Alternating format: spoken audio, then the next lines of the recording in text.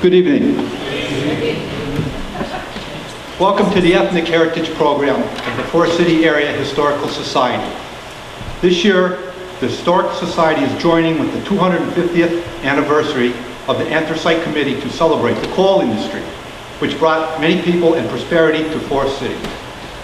The Ethnic Heritage presentations this week will be videotaped by our Historical Society and very good friend, member Dale Kecklock. Dale, I'd like to thank you for doing this for us. They will be put on the Historical Society website at a later date so that they can be viewed by the public. Thank you, Dale, again. Dale will be here all week taping all our other events. All right.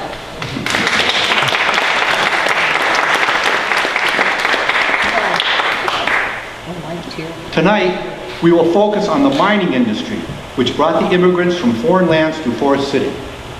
Our presenter is Charlie Kumpas. A little brief bio on Charlie. If John could have made this a little bit bigger, it would be a lot easier to read. Charlie P. Kumpas is a native of Lackawanna County and is married to his wonderful wife, Anne Marie, and is the father of 2 sons. He has had a lifetime interest in researching Lackawanna County's mining history, being able to document 11 family members who had worked in its mining industry in that county. He is retired from the Metropolitan Insurance Company as a systems analyst at its Clark Summit Data Center. He served 3 terms on the Anthracite Heritage Museum's board of directors. While on the board, he was the editor of the newsletter, The Miner's Lamp, writing numerous mining-related articles for that publication. Currently, he is an active member of the Lackawanna Historical Society and the Lackawanna County Trolley Museum. He continues to be interested in researching the mining documents and the artifacts of the anthracite mining area in northeastern Pennsylvania, and collecting images of the anthracite industry on old postcards. At this time, I'd like to present Charlie Kumpas.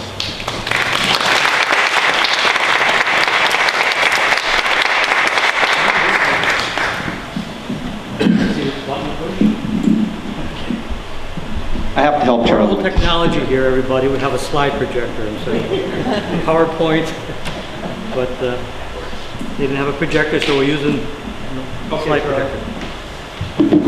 And our cord isn't long enough. Can you hear me in the back? I don't know whether to use a microphone or not. No, use the mic. Yeah, use the mic. Yes, I think you should. Okay, this is the advance, and this is the... Okay, top one's for forward and forward, yeah.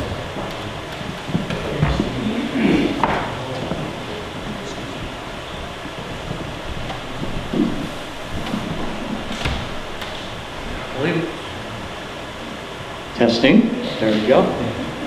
So even though I did all of that in Lackawanna County, I realized I'm in Susquehanna County, but barely. But I'm in Susquehanna County. I'm glad to be here, especially your ethnic week, because I'm of Lithuanian descent and Lithuanian in English. My wife is Slovak and Irish, so we're all American people.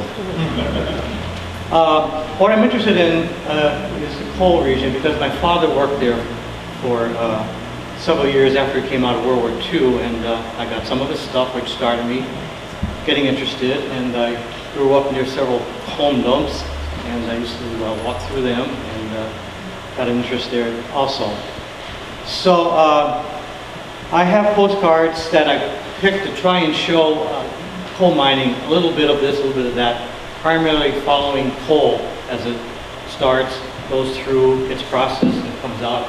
So this is a linear story to what I have. And in this series of postcards, I have a mixture. There's several changes in hats over the years, which show the technology changing for safety for the miners. So you'll see that also.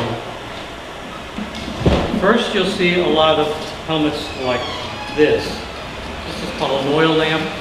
For many years, the miners just wore just a cloth hat, and its only purpose was just to hold a light. It was not for protection. It couldn't save you at all if you got hit by a rock. So that was the first kind, and they pretty much started in England, when England started mining coal in like the 1840s, and we did everything they did, and that stayed in effect for a long time up to about 1900, when a person named Frederick Baldwin invented the carbide lamp, which you see in some photos. And this was much, much better because it held a charge, gave much better light. That one that I just showed you, the oil light, was a very smoky light. When you would light that, it gave off a very smoky light. So you're in smoky light in a dark area, which is not very good. But they saw the difference between darkness and cold, so it worked, however they did it. And I just want to point out that these two were not too safe because when you're drilling coal, it's from vegetation. And when vegetation rots or whatever, methane is produced. And you see this in garbage dumps or whatever, the rotting of garbage. It's methane. So when they would mine coal, they would cut the coal and release the methane. And methane is a light gas and would always float to a high point. And when that would mix with oxygen, it would be very explosive. So a miner's walking along with a lit light on his head, sometimes in a roof almost as tall as he is, what do you think is going to happen? Explosion. So that was very unsafe, but that's what they worked with. So they replaced it with this kind of a lamp, which also threw a flame, acetylene flame. So that was better light, but the same situation of walking into exploding gas at the high point of wherever they're working. So then, around 1911, Edison invented the electric light for use by miners. They carried this heavy thing on their belt, but it was safe walking in an area where there's possibly explosive gas. So the only reason I mention that is through the pictures you'll see these different helmets. If you start and get smart, you'll pick them out and you'll see. Okay, time to get started. This is a colliery, and everybody knows what a colliery is? Anyhow, if you don't, it's a mining area with buildings. Some collieries have breakers. Many colliery areas did not have a breaker, and they would take whatever came from that colliery to a breaker. So often you see a breaker called a colliery, but it's not really a colliery. A colliery is in breakers in the colliery area. Pick up on that. So there's our breaker in this particular one, and they had so many support buildings just to get the breaker to do its job. They had power. They had to have power, and they would use some of the coal that they mined to make steam. And steam was in all these white lines running everything. The steam would run all the machinery. The steam would run the lifts, and every colliery also had outbuildings. They would have blacksmiths. They'd have shops for oil and lubricants. They'd have places for office. They would have, here we have a track for train, and this would be a weigh station. You know what they're selling, they would weigh it. This little one here is a washery that just happened to be here. And the washery is one, they take the old coal, which had the old comb, which had some coal mix, and they would reprocess it. So it was a big area, and you can also see how close the people lived. Many collieries had neighborhoods very close to where they were. Next, please. And it works. I put this one in because it's interesting for this particular part. The officers of the amalgamated terrors. These are the boys. If you read the literature, the boys did a lot of, they were very independent. Sometimes if they didn't like the guy they were working with, they'd go on strike. And when these guys went on strike, nothing else worked in the breakers. They could shut the whole breaker down just by going on strike. But these particular ones were not in the breaker. This one had a little whip, so he would probably be a mule boy. Probably all three of them are for their age. And at a certain age, they would graduate you out of the breaker boy into working underneath. You'd be a doorman, you'd be working with the mules, that type of thing. And this is a squeeze. You can see what happened. The pressure bulb started to squeeze down on the propping they had. So sometimes that killed a lot of people. Next, please. Can you see me blocking your way over here? I don't mean to. Philip Inter discovered coal here in 1791. There were so many people said they discovered coal, people who think they discovered coal, but before 1791, they were using coal for blacksmiths. They were, Gore brothers, for example, were using coal because they were blacksmiths. And the reason they were using that is because they were running out of charcoal, and coal, the anthracite coal, they can use the bellows. When you force air, you can make the coal burn, but normally you cannot make anthracite coal burn. It's from the scratch. So that's a circle sign. It's not really correct, I don't think, but I put it correct. Next, please. Yes. Can't hear, please raise your hand. Okay. I thought I was using it, I'm sorry. Okay. Much better. I'm not repeating all of that, please. Yes, you are. When did coal start being mined up here in northeastern Pennsylvania? They're saying in 1806 in Plymouth, we started to mine coal. And when you first were mining coal in our area, they always went for the easy coal, the stuff, the outcrops, what they could see, and that's what they go start mining. And usually they would mine as far as the air would go. You know, you can't mine first, you can't breathe air anymore.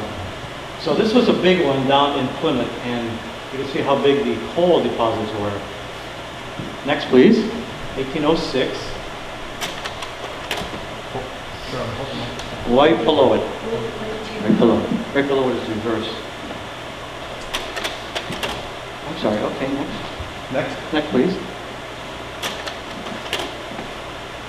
Technology. But veins in our area, John Kamen was telling me you had 5 up here in the Forest City area. Veins were just stacked layers of anthracite that miners would mine. In my area, a particular colliery, the Legis Creek, we had a 5-foot, 4-foot New County, 14-foot rock, diamond, and 4 Dunmores, Dunmore 1, 2, and 3, 4. So we had all these layers where I lived in North Scranton. And up here, as you kept coming up the valley, you kept losing veins here and there. But you had 5 working ones up here, which is where all your coal came from. And down in Schuylkill County, they had a particular one called the Mammoth Vein that was 50 feet thick. Can you believe that? 50 feet of coal. So instead of just going this way to mine it, they would mine from that way, they mine from that way. So a little bit different other areas than Forest City. Next, please. Coal came from vegetation. This one is a plant origin of coal museum in Chicago. They're showing the tree trunks, whatever, that coal came from. Next, please. This is actually inside a mine. It became a tourist mine. They would take people down, and in one of the veins you could actually see a tree trunk. A petrified tree, 1,000 feet below the surface.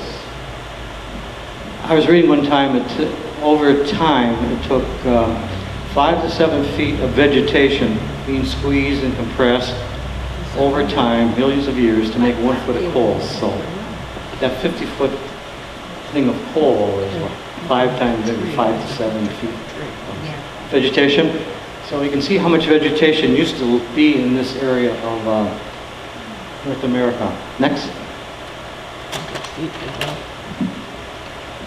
So we saw that mine in 1806 that they were digging, but they didn't have any people to sell it to. They were only selling it to blacksmiths, businesses. So until 1808, Mr. Judge Fell in Wilkes-Barre was experimenting with grates, and he successfully burned anthracite coal without forced air in 1808. So from 1808 is when anthracite coal really started for use by people. And you up here first had your mines around 1874, so you can see how long before you people got to be part of the anthracite industry. This particular grate, you can still see down at the Luzerne County Historical Society. They don't have the original one, but they had one that he made, Mr. Judge Fell. Next. Now we're starting getting into the mining. This is what's called a tunnel. It would go into the side of a mountain or whatever. If they want to get the coal, and the coal is showing, and they go into the coal, that's called a drift mine. It's the same thing as a tunnel, but it's into the coal. If they wanted to get at the coal, they'll go through a rock to get to the coal. That would be called a tunnel. So there's two terms for you on coal mining. Next, please. This one, another way of getting at the coal is a slope. Hazelton. So you'd go down at a slant to get the coal. The coal would be lying this way, but you're up here, so you'd go at a slant to hit the level coal vein. Next. The other way to get the coal is very common in the Lackawanna Valley, was a shaft. To get at the coal, which was like that, like that, like that, like that, they would go down with the shaft. And they would just get off at different layers to work the different veins. And this was a bigger operation. They would have usually one to go down with the people or the empty cars. They'd have another and come up with the loaded cars, and that's what they would take to the breaker. Sometimes they would have a third one that you use for maintenance or supplies or sending props down or whatever. And sometimes they even had a fourth one that would come up and have water, would be emptying the water out of the work areas. Because that was the main problem with mining coal, was all the water, all the time. It would move several tons of water to get to a ton of coal. Next, please. This is one they just used just to take water out. My father, as I mentioned, was worked for the coal company for a while, and his job was working on the pumps. He came out of World War II saying, I didn't want to be a miner, what else can I do? And they said, well, you can be a mechanical pump runner. You would check the levels on different levels of coal. You check the piping for the water. Also, my father was on the rescue and first aid crew, which was very interesting. I have some of his stuff from that. Next, please. Now, miners going to work. Williamstown. Now, this is sometimes has different names. Usually called a motor. That guy would be a motor man. You see all the guys getting ready to go underground. It looks like some supplies maybe here. Next, please. You'd probably be going into a tunnel. Another way to get to work was be going down on the shafts. These pictures I always love to look at them to see what equipment I could see. You see all the different kinds of lunch buckets, which some of you have over there from Peggy Brager brought in, and the different helmets, or not. Look at they were kids. Remember what we said in these early days? They didn't really wear hats for protection, or hats to hold lights. So he has one. Kids tender than you. These other guys, maybe they'll put one on when they get down there, I don't know. But and the boys would probably be door tenders, or maybe work with the mules. Next, please. And here they are ready going down the shaft. This looks like a two-shafter, one down, one up. And in the back is what's called the Lokies that would pull a lot of surface cars on the grounds around the breaker, or colliery. Next. And now they came down the shaft and they're at the bottom ready to go to work. Sometimes they would walk for a mile or two, sometimes. What they would try to do when they were putting shafts down, they tried to put one down like in the middle of where the coal field is. So when they got to the bottom, they didn't have to walk too far this way, or that way, or that way. Instead of going here and walking 4 miles, they put it here and walk 1 or 2, you know. So that's what they would do. And the gates, of course, for protection. And again, they had the oil lamps in this particular picture. Next. And this one I love because it shows the ethnic groups that coal miners. To me, they all look like Eastern Europeans. They definitely do. And again, the old style hats with the oil lamp. Whoever made this had to put had this coal, and they're in a hole. Next, please. All right, now you're educated enough to know this is the modern helmets, right? Yes. Okay, so those are the electric ones, and these are gas detectors. They're called safety lamps. They probably didn't have much to eat in those days. Yeah. They're called safety lamps, and the first one was invented by Sir Humphrey Davies in 1814 in England. This was much simpler than these, but they all follow the same principle, where it would detect gas. If he was in an area they wanted to see if there's gas, he would pull that up high, and the flame inside started to get real big. They know there's methane there because it's going through the lamp and making the flame burn. And then he took that same lamp and they put it down here near the base, and the lights started to go out. You know there's bad air down there, like carbon dioxide is heavy, and that would drop. So that was a bad area. So it had purposes for detecting bad gases. Next, please. And we're at the fire boss. The fire boss is the one who would actually go out into the areas before the miners would come in on the shift and use that lamp I just described to check all the work areas to see if the gas is bad or not. Because they always had big vents, big fans working, trying to push the air all the time, push the gases away. So if there's a bad area, they had doors. The doorman would use, they close the door here, open the door there, to get that air to flow, to clean out areas that the miners were. So that was his job. And what else can we see? We can see the motor. We can see electrical pickup it was using. This must be in a mining area that they were mining for a while, because that's a pretty well-made area, and it has a look of permanency to it, doesn't it? Next, please. And here's a fire boss doing his job. He would walk around, check all the areas, and he would have a chalk. He would chalk it. If it's good or bad until it's cleared out. Can I go back one? Certainly. Also, when the miners are coming into that particular vein to work, they want to know who was in there. They had what was called a tag board. And this tag board, each miner had like a little tag with a number on it. And you just put it on that, and the boss of that vein would know who's in there. And when they're coming out, they would take it out. So they had an idea of who was working and anybody was missing. Next, please. Actually, two.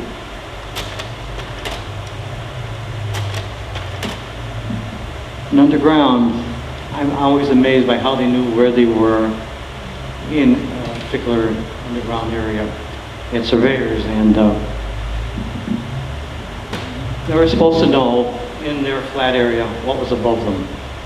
Like a church or a school would pay the money to the coal company. Don't mine under my school or whatever. So surveyors had to know where they were underground in relation to the surface. So it was always amazing how they did that. And they also had to figure the pitch, because they said that water was such a problem. They were trying to pitch the workings to make the water run to certain areas for collection. So that surveyor, you can tell by the hats right now what they have. And it's called a plumb bob, and that would be brass. They would never use metal because they're always afraid of sparks setting off an explosion. So that was brass. Next, please. Oh, and that thing is called gob. When they had all this rock, they would throw it off the side and call it a gob. Next, please. And here we go. The number one killer of mine workers was fall of roofs. Yeah. It was, every time they would do a blast, they were supposed to go in and tap the roofs, with their bars and things to see how the roof was. And sometimes they would collapse and catch a miner. They're saying 50% of the mining deaths are caused by falls of roofs. And I actually have a family member who died this way. It's right there in the Inspector of Mine Reports books. died from fall of roof. Next, please. When somebody fell, they would go to the first aid. First aid just didn't really start in anthracite coal fields until about 1899. Dr. Matthew Shields down there in German was working with the German colors, the D&H, and he started initiating first aid. And it became so popular that the state passed an act 2 years later, in 1901, Act 212, saying every mining area had to have first aid and a place to work, a clean area to work on injured people. So we know this at least is after 1901. Just enough, they only have to do first aid, which is only to stabilize the person and get them to second aid. Next, please. And I like this slide too because it's underground, but they had charts of the body parts, so that's a broken arm or whatever, and they had to carry the miner, and it's like a pretty clean area for working on an injured miner. Next, please.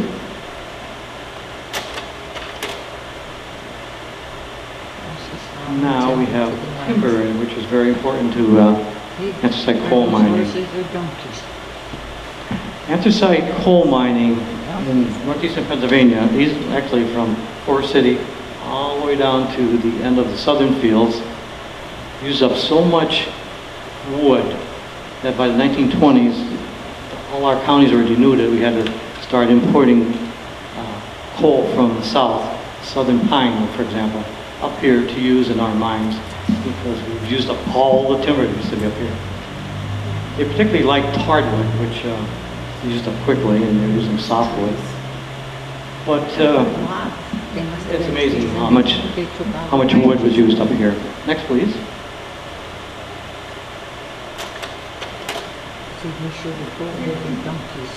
Here's coal that came in. They're sorting it by size. They probably pre-cut it to as much as they could before they sent it down, where it would be cut to fit by the miners or whomever.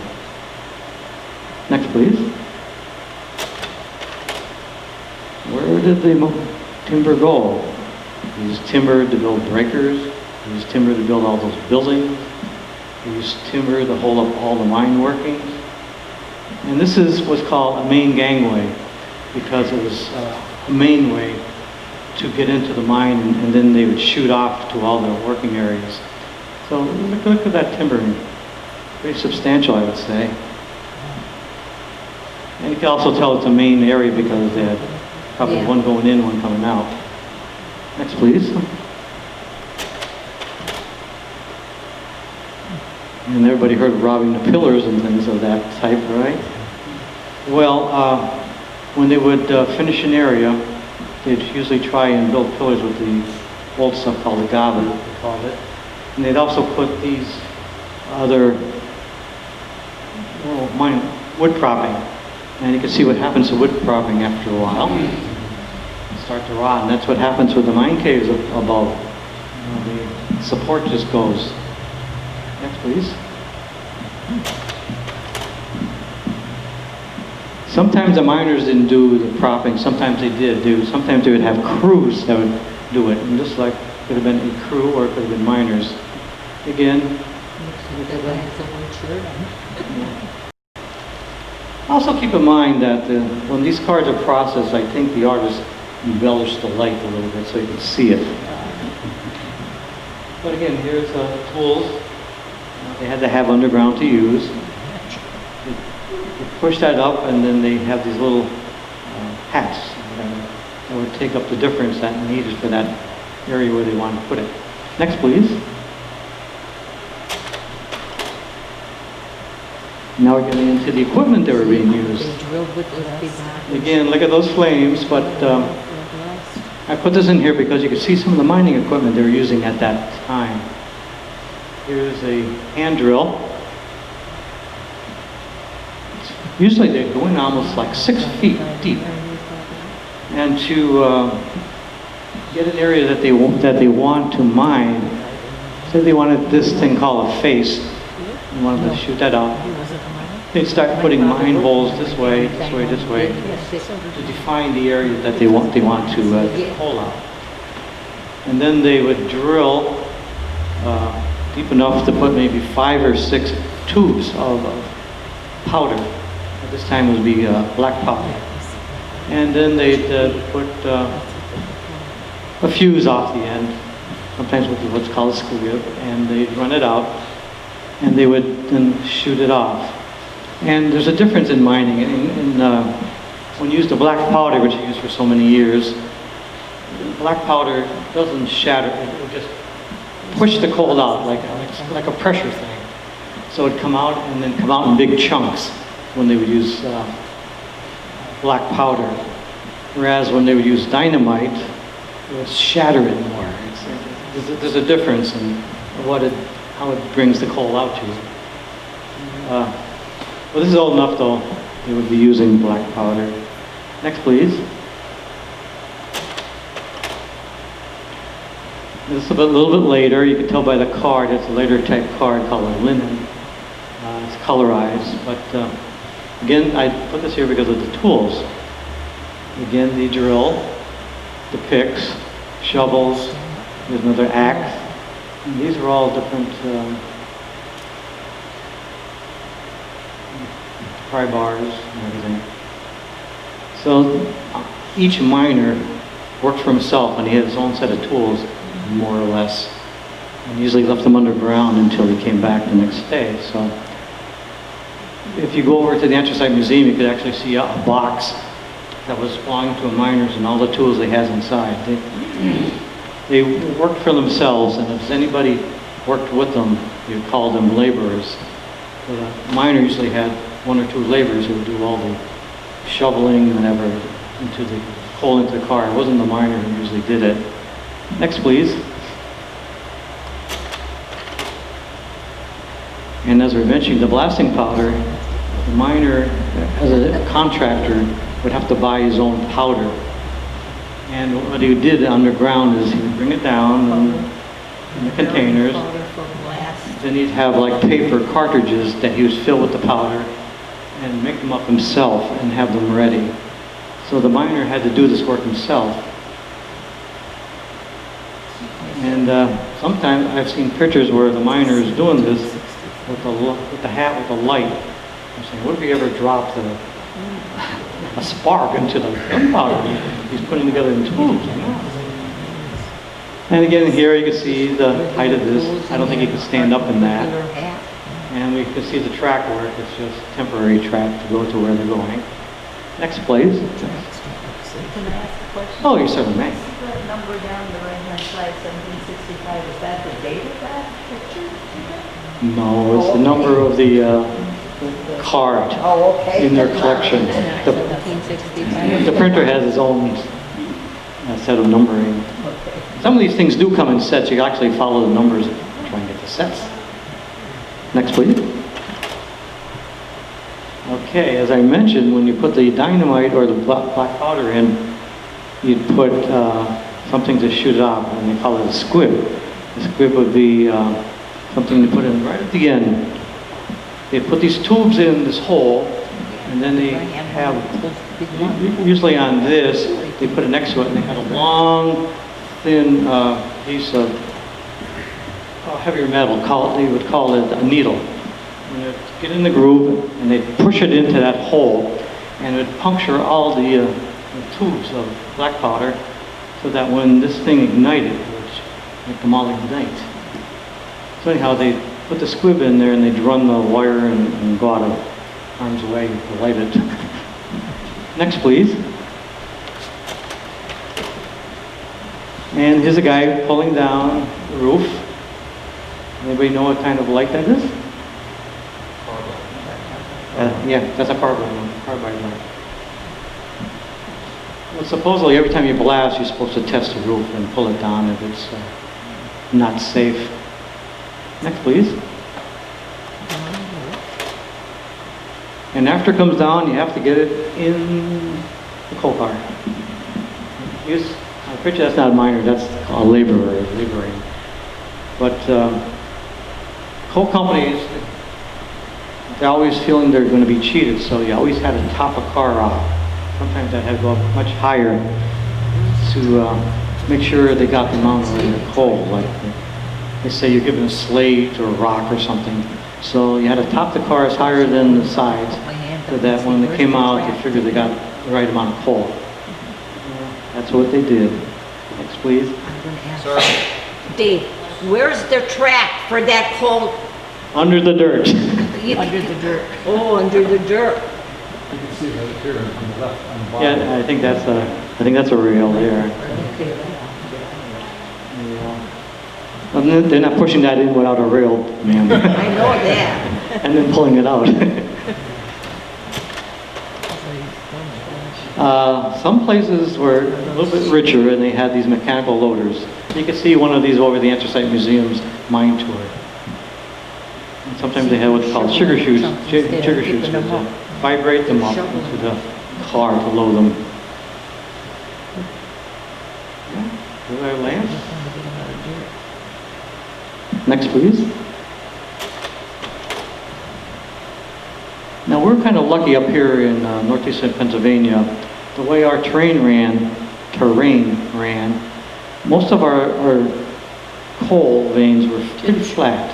So most of them were gotten to by the vertical shafts, as I said, or slopes down to the flat veins.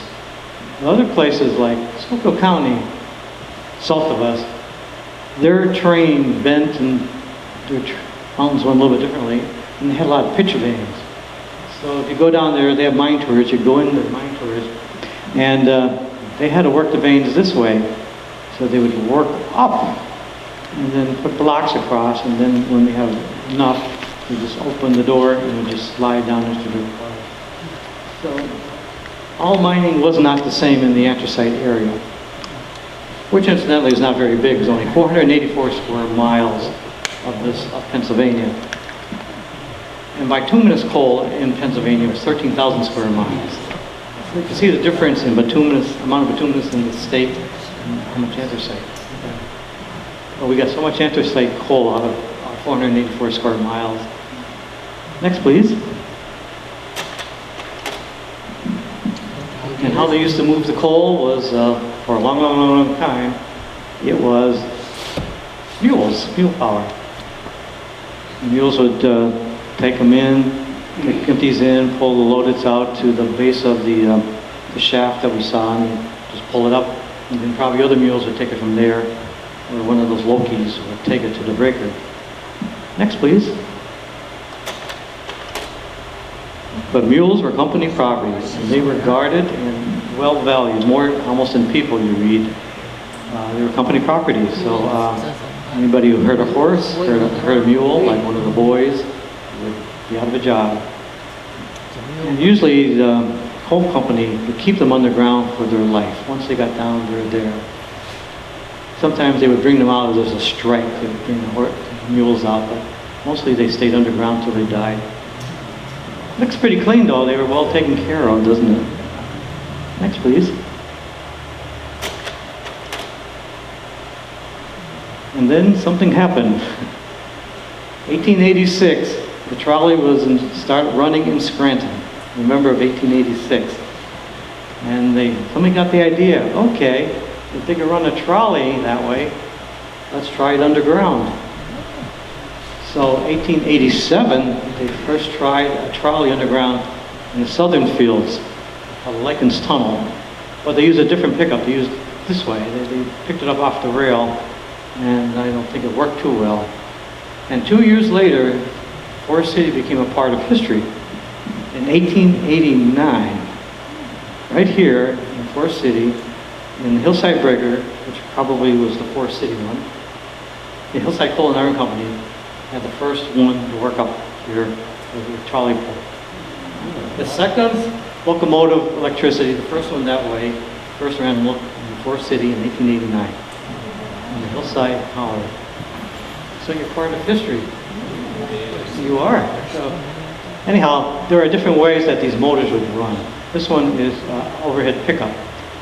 And he always had to be careful because that was a live line. If the miner's walking with his pry bar or anything over his shoulder and he bumped into that, he'd be electrocuted because he would touch that and probably touch the ground to turn, you know. So they had to be careful. Next, please.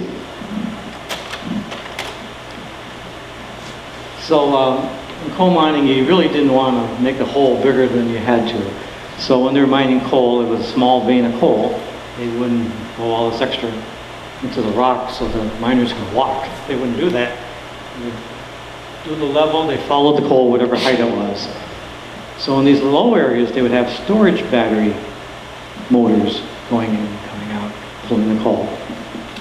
Next, please. Yeah. So once they got the coal, they came to the foot of the shaft. That's obviously the door to go up, and this would be the one coming down. And some of these areas, they were light. That was lit up already, so they didn't have to wear lamps on their head. That's why they don't have any lamps on their head in this area. Next, please. And everybody saw how high the coal was in that car, right? Yeah, well topped off. So they could go up that shaft, what you just saw, or they could go up or come up the slope. So that would be pulled up by these chains on the front of the cars. Breaker over there. Next, please. And when they got to the top, they just had to get from here to the breaker. Sometimes they'd have the mules pull them. I love these hats. They're wearing derbies in the work area. You know?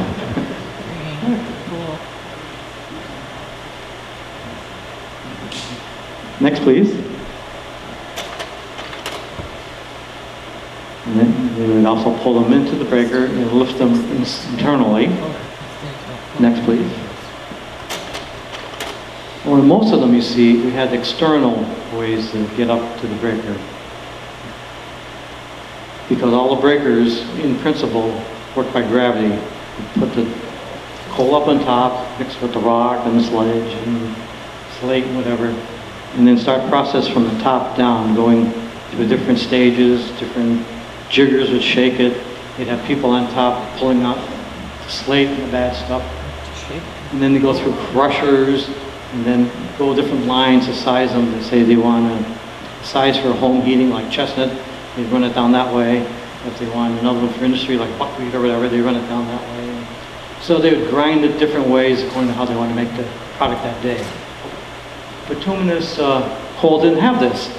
The coal was so soft they would really much just run it through rollers and almost run it, sell it, mine a coal, run a coal. But anthracite, they run it up to the top and work down. Next, please.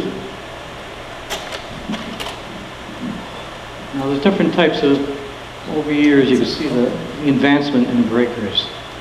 This is down in North Scranton, you can see how small it was at the time. And that was how they got it up. And then they worked down. They were much smaller then because they didn't put out much output. Next, please. What shaft is that? That's the Von Stork down in North Scranton near the Greenwood Street Bridge in North Scranton along the Lackawanna River. That's where that one was. Next, please. And this is the same breaker spot with the more advanced breaker. You can see the difference between the old style. I call this a new style. This is the one with the more mechanical jigs to process it, and they did much more volume.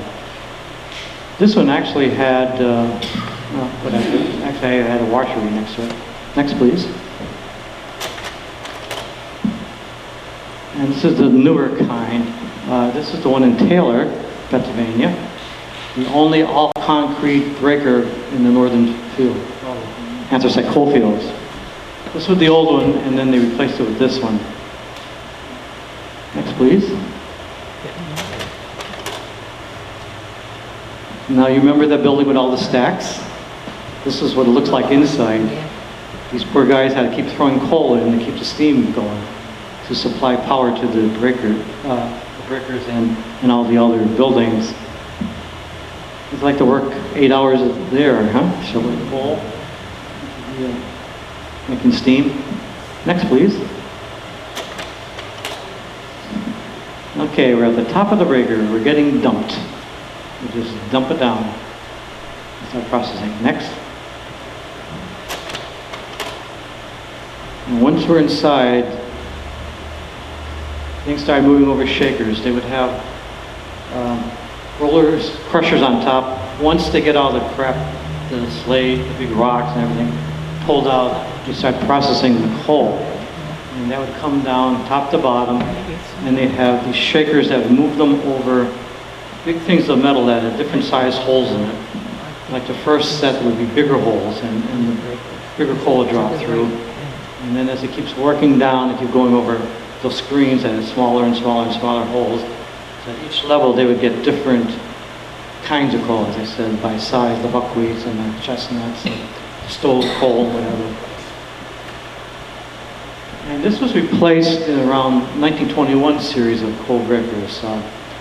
There would be sand machines that they'd run them over the sand machines, and by specific gravity, the rock would drop and coal would come off. So in 1921, there was an evolution of machines inside the breakers. Next, please. Everybody knows what they are, right? So before they started getting the better machines, they had to do much intensive manual labor. So after it went down a little bit, they made the first crushings, the more manageable sizes. They'd run down to this area where they had to be separating them.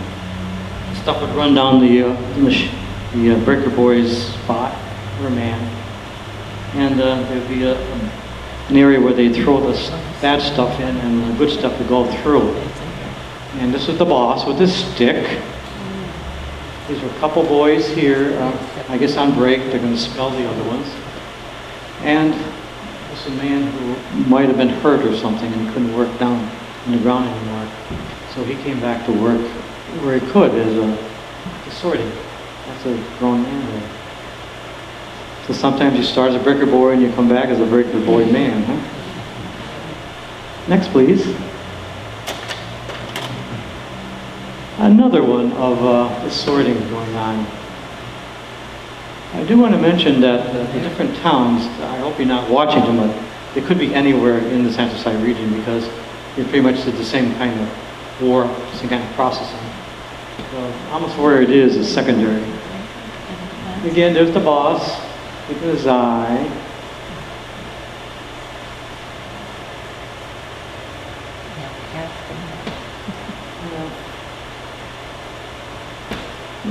Always interesting. Next, please. Sir?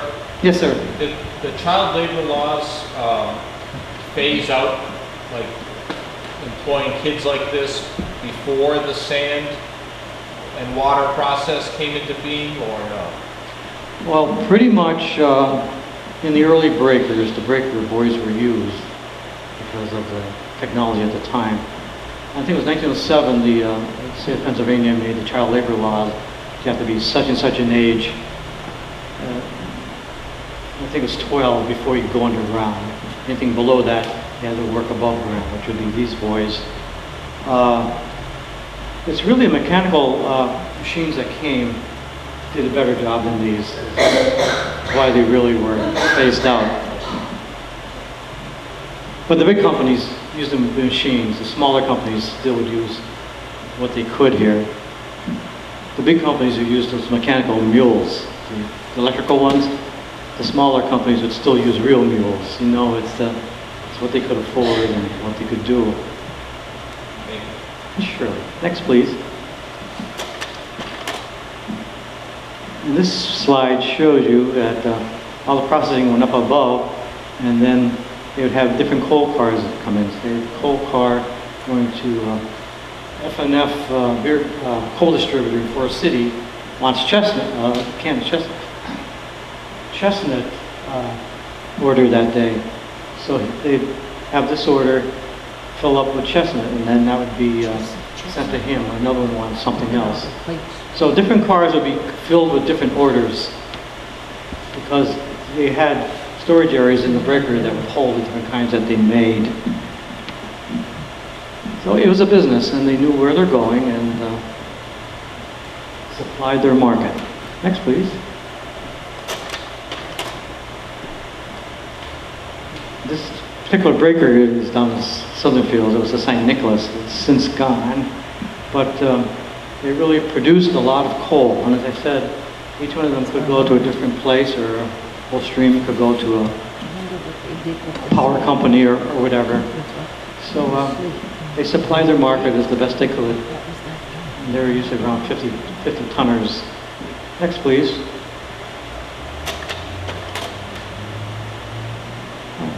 Go back one, please. On my mother's side, her grandfather, his job was to go down and work at the Von Stork Colliery. His job was to throw off any junk stuff on top that would look nice and went to the person. That's a true story. They had such people, you know, and make the best looking product. Next, please. Please.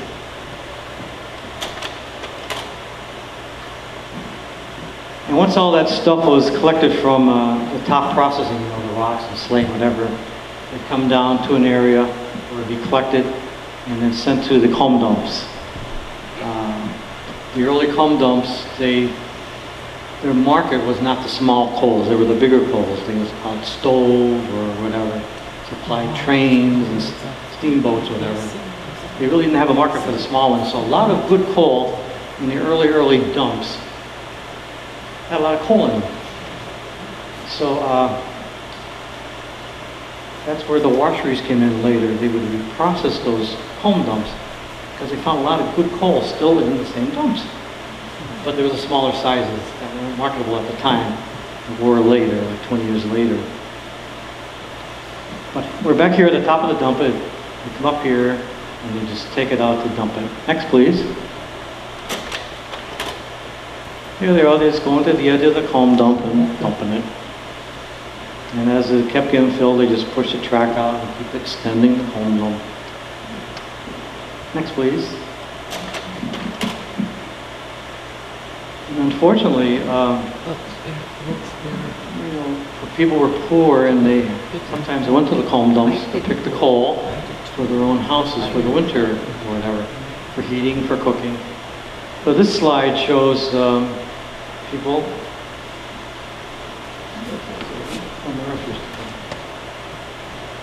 So you did what you had to do to survive. Next, please. Another one. Doing the same thing. Take the kids out. Get your bucket of coal to take home. Next, please. Okay, workday is over. You're coming up and going home. This guy's taking his pry bar with him. Again, I think they embellished the lights. They would probably be out by now. But again, you can see the clothes, you can see the hat, you can see the lights, see some of the tools. They also cleaned up their faces because they didn't come out of the line like that.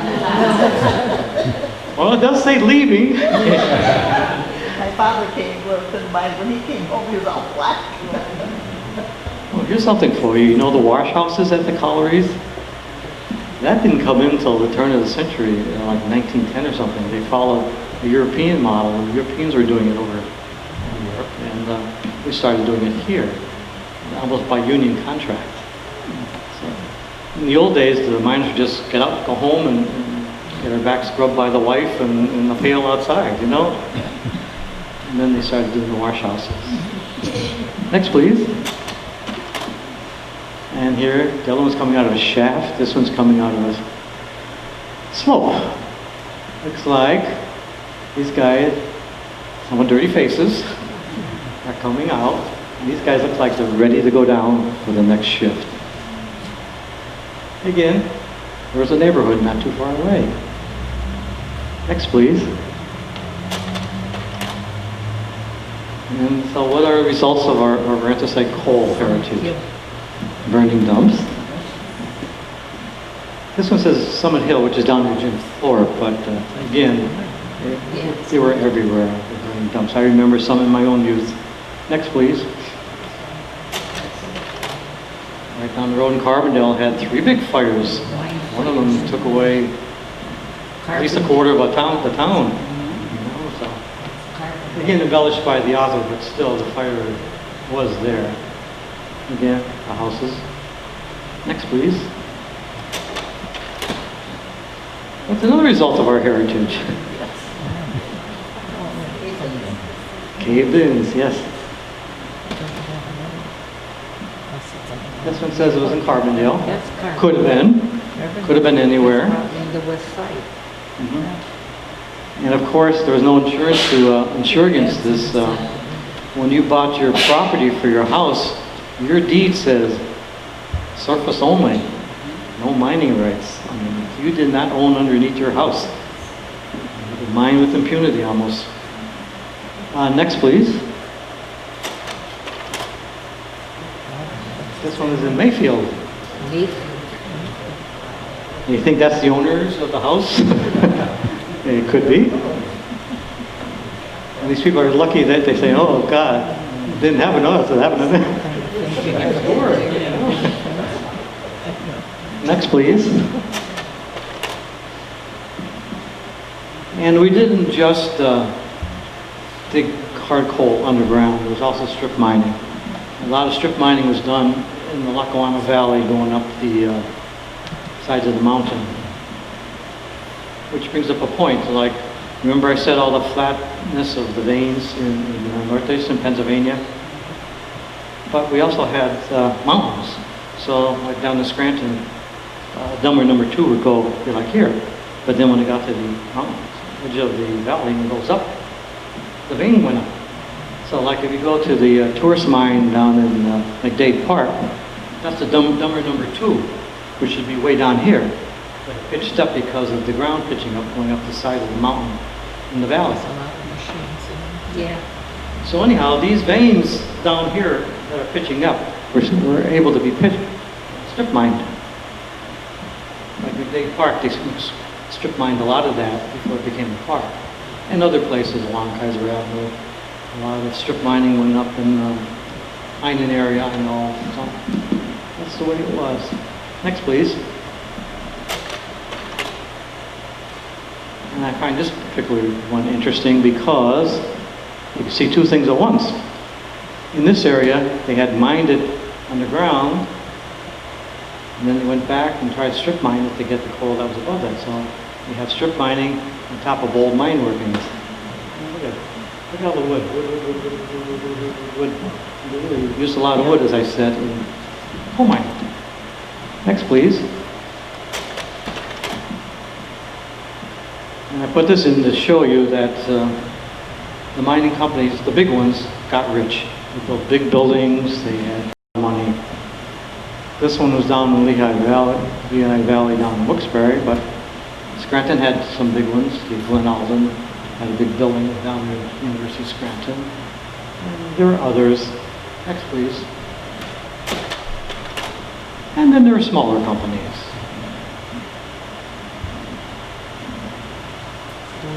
They probably only had 1 or 2 mines or whatever, but they were in business. Next, please.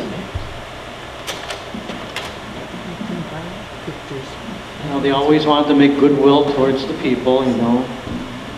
Mine caves were bad publicity. They tried to do good things. And that particular company we just saw had a playground for the neighborhood. Build goodwill. Next, please. And injuries. There are always injuries in the mining industry. I think I read like 400 some miners, men and boys, were killed from the Forest City area in the extent of the mining going on. And so the state built hospitals. Scranton had a big state hospital which was there for many years. They tore it down. It's now the Veterans Center. This one was down in the middle southern in Hazleton, which is not. That was a good size too. Next, please. Is that still standing? No, I do not know that. I would say probably not, because the state got out of the state hospital insurance business. There's one that was in Ashland, down in a little further south in the southern fields. That's a fancy But this guy I think it's missing legs. Hospital. Yeah, we took Will here. This one's on a crutch. You know, 1908. people got injured. People got hurt. On nicely. Next, please. 1906. And miners like to clear the dust out of their lungs and body. So there are a lot of speakeasies that they're called, where everybody go get their shot and beer, you know. But I have cards of a couple bars that actually put the decorations inside to resemble a mine. So this one was down in Pottsville, the cold room, tap room. You know, they put the lagging like the mines. Anyhow, that was their decor. Next, please. This one probably made the mines feel right at home. Look at that. An old coal car. Another display area. Good for customers. Next, please. Another result of coal mining losing its markets was that production went down, people started getting unemployed. The Great Depression hit, people started switching to oil, heat, gas, some even electricity. So the market for coal was starting to go down. And so some people out of work would go to the old mine workings and try to get their own coal. They're called bootleggers. They were arrested whenever they were found by the local police, but they tried. So they would bring the coal out, and a little thing like this, they'd go down the hole and get cranked down, get cranked up, bring up the stuff, and then break it with hammers into smaller sizes. Next, please. Put it into bags like that and go sell them. People survived. And that's how they went up and down to wherever the coal was. Next, please. So the anthracite industry tried to fight back. They came out with new improved ways of burning coal. Stokers, for example. You don't have to shovel all the time. You'd have a thing of coal and then a worm gear that would always keep your thing loaded and empty the ashes easier. So they tried to improve their way of burning their product. In the 1939 World's Fair in New York, they had a display in the Pennsylvania building trying to toot their new way of doing things. Next, please. All these new stokers, you know, they try to not gain new markets, at least hold what they had. Next, please. So what do we have today? We have John Mitchell. Here's a fact for you. This is the only statue in the United States dedicated to a labor leader. The only one in the whole country. Yes. This was put up in June of 1924. He died September 1919, so for 5 years they collected money and they actually put this as a big dedication ceremony, which I have all the articles on. Next, please. And that is the end. We end with John.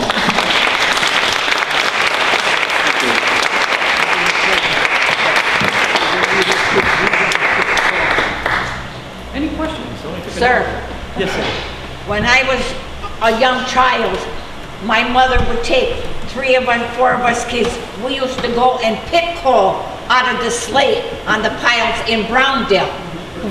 She went and picked, she lived in Van, she used to go and pick coal. Did you ever go? We used to go and pick coal to heat for the house. We had the Loki coming behind our house. We had a Loki coming behind our house, and the guy used to push coal off for my mother. Because we had 9 children, and my dad had just died. So he used to push the coal off, and we would.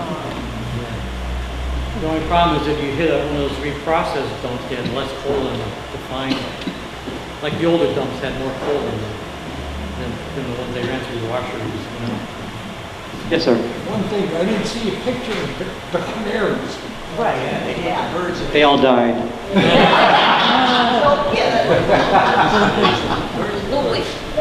Don't get it. There's a nice cage over here. Did you see it on display, sir? Did you see the canary cage over here on display? Very nice.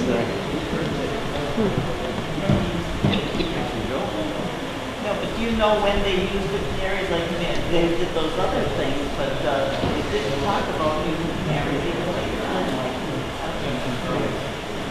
As I said, excuse me. Hello. Remember I mentioned that lamp that Sir Humphrey Davies discovered, created, invented? That replaced the canaries. In the old days, they started in England. I said England started mining before we did. They would take the canaries in because they have a higher respiration rate. They would get affected more quicker by the gases than a person would. See, after a while, you start getting drowsy and whatever. The gas starts to affect you. So when they see the canary die, they don't get out. But his invention was to be like the canary, because when you're holding that lamp and the flame goes up, you would notice the same thing as that bad gas is there, that methane gas. That's what the canaries were reacting to, was the bad gas that is not oxygen. Maybe it was, maybe some of these areas that were a little poorer and that, I can remember years ago, my uncle and that saying they used canaries even here. And that was like in the early 1940s or something. Where did they find the canaries? You don't find canaries too well around. But really, those lamps came out, people started making this as a whole, many companies that make them, and they were plentiful after a while. In fact, one of the buildings in the colliery, we were talking about collieries, was the lamp house. They would get they would can them out to the workers each day and then collect them back. Yes, sir. Those carbide lamps are good for keeping light on. They are. You could also put the electric one on. If you had the electric one on, you just change the color of the lens. I've seen them with red ones. You take the color off with the red and the worms. You have a question way in the back. Way in the back. Yes.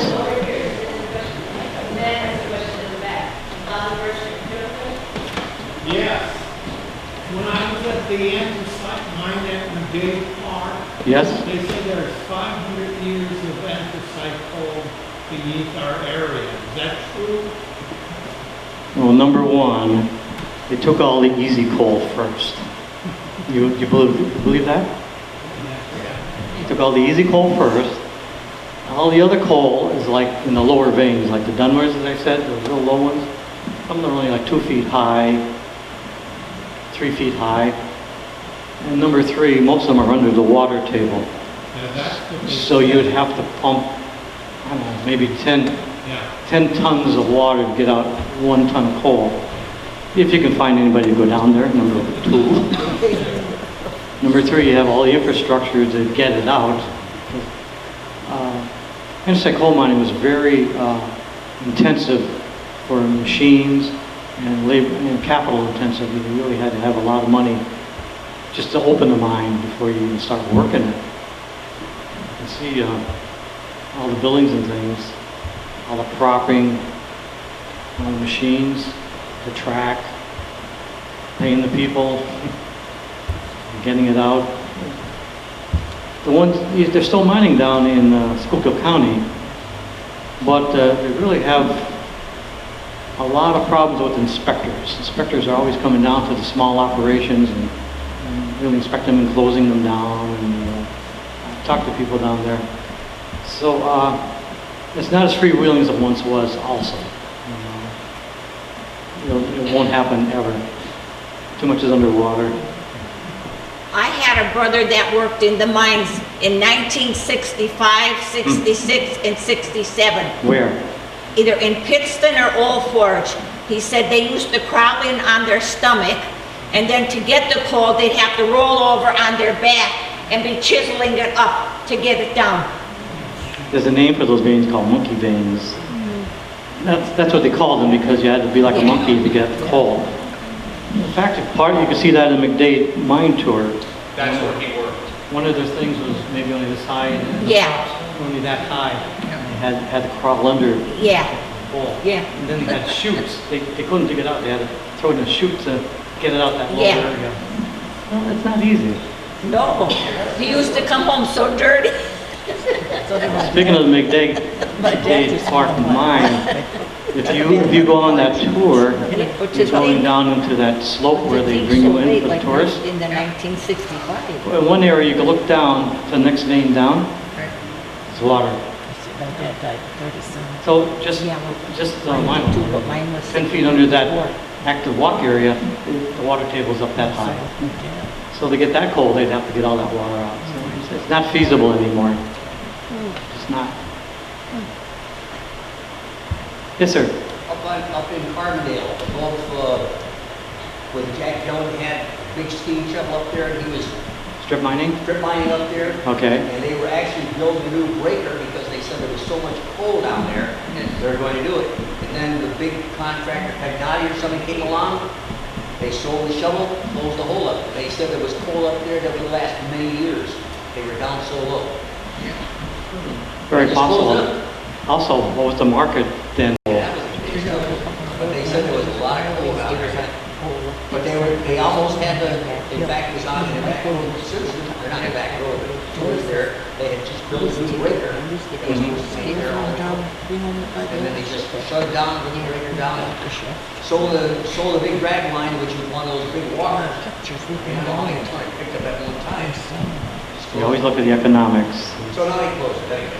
So he said there's lots of coal up there yet. Pretty deep.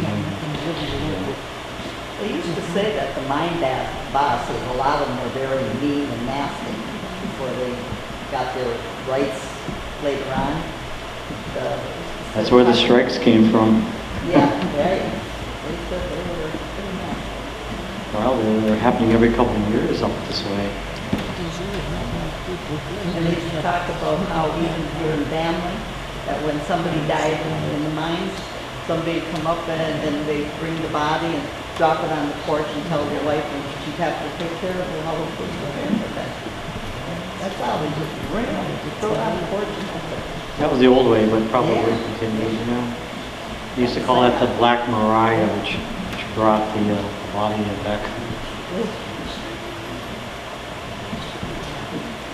Yes, sir. Do you know if the mines up in this area were more fortunate in the sense of not having gas issues in terms of methane? Because I have my great-grandfather's mining papers, and it was stamped, well, 1920. He was already 54 when he finally got his mining papers. I think that's how old.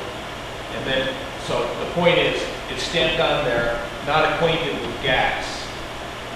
So I'm wondering if this area, because it's near the crop out area, was more or less, they didn't have to worry about methane so much.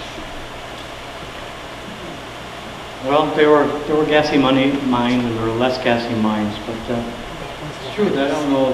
You're the engineer. How much gassy mines up this way? I found all of it. Mm-hmm. But as you said, the methane is inherent in the coal. But some mines were more gassy than others. It's been known as that.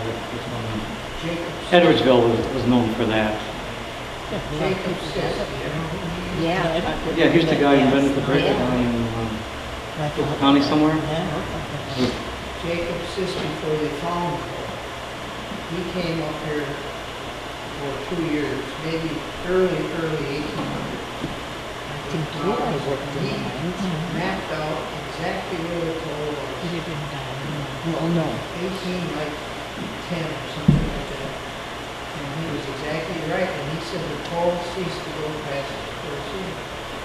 How did he do that in 18? I don't know. Actually, it was 7. Must have been a Ouija board. He spent years up here. He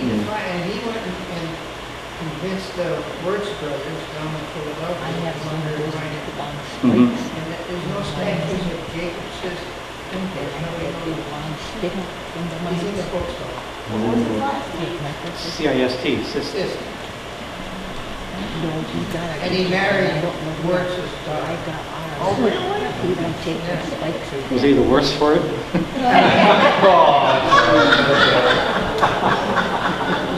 Because Wirtz was a haberdasher. He was in the home.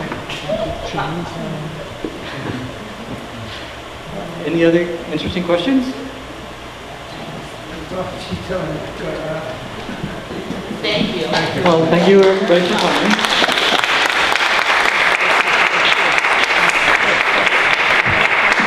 I think we should give it a little more applause than that. Charlie, thank you so much.